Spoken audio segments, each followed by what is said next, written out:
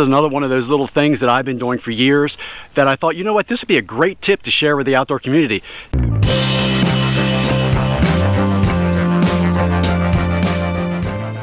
It could help a lot of you out there. I don't look forward to using those hand warmers in my feet sometimes because they can get overly hot, and I haven't tried any of the battery powered socks yet. In the future, yeah, but as of right now, this is my go-to. Needless to say, you should have a good pair of hiking boots or hiking shoes for this to work. Canvas shoes are not going to do it. Anything that lets air come in on your feet are not going to work. Now first, what you'll need is a good pair of men's athletic moisture wicking socks. Usually ankle height are what I use.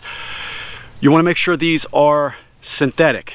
You don't want any cotton. You want them to be either spandex, nylon, or polyester. Those work the best at wicking moisture away from your feet. These off of Amazon. I think for a pack of 4, I paid like $20, and I've had these for a couple of years. Now, second you're going to want is a good pair of wool socks. I'm not going to endorse any brands. Basically, as long as they're 100% wool, merino wool, anything of that nature, that's the key that you want. Make sure that they're wool. When you're ready to head out, put your sports athletic socks on first. Make sure they're on first. Then put your wool socks over them.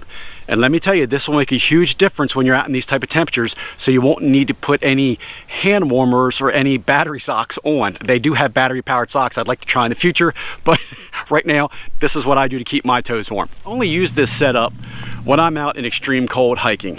Usually wool does it most of the times over 20 degrees, and once it gets below at least 10, I use this combination to keep my feet warm. That way I don't have to worry about burning any more socks. I have put many a hole back in the day in many wool socks when I'm sitting outside at night and I'm trying to put my feet by the fire to warm them up because my toes have gotten like numb and I can barely feel them. Yeah, I don't find out I have holes so the next day when I take them off. I've actually melted shoes before trying to get my shoes just close enough to the fire without taking my shoe off in the middle of the night. I don't do that anymore. I've wasted enough shoes and enough socks. So this little tip right here will help. Once you have the sports socks on, simply just put your wool socks over them. What that's going to do is when you sweat from either hiking or backpacking, the moisture wicking socks are going to take all the moisture away from your feet, and they're going to transfer that moisture course onto the wool socks. Wool socks keep their heat. All wool does will keep 80% of the heat even if they're soaking wet.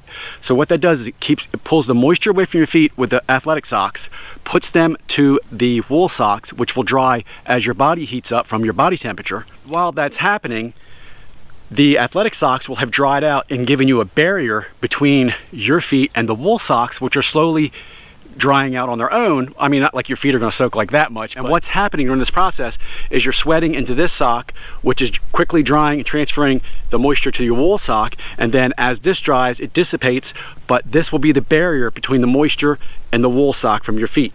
That little bit of barrier makes a huge difference, guys, when you're out in these type of temperatures. Trust me, it's miserable when you're outside and your toes are freezing. As always, thanks for stopping by, guys. I'll talk to you again real soon. I'm out.